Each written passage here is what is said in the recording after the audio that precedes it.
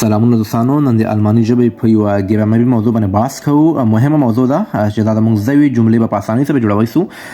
بن، بس، زن، زاید، زن، اس، دا ټول ته موږ وایو په جرمني ژبه کې زاین. د زاین لغتونه یعنی په انګلیسي کې ورته ټو بي وربز وایي.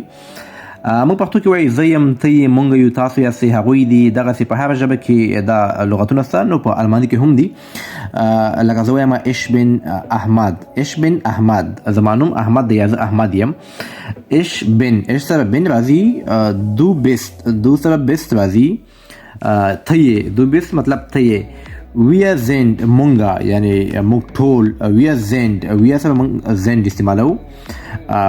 بل دا ihr seid یعنی تاسو یاستئ یا تاسو یئ. ihr seid دا ihr چې دا انفارمل ده، اما د یو څخه زیاتو کسانو ته استعمالیږي. ihr seid مخکې به هم ویلو انفارمل ده او د یو څخه زیاتو کسانو ته استعمالیږي. دا هم انفارمل ده، دو خو د یو کس لپاره استعمالیږي. ما سره دوست زی دلته دا یو اس په وړوکو استعمالیږي، لیکل کیږي په وړو کې لیکل کیږي، او بل اس په غټو لیکل کیږي.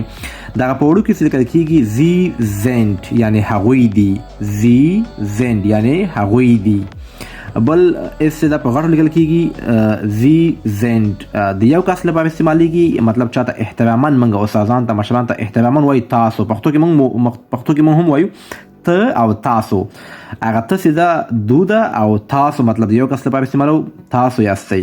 زی زند یعنی تاسو یاستئ. بل موږ سره د ایا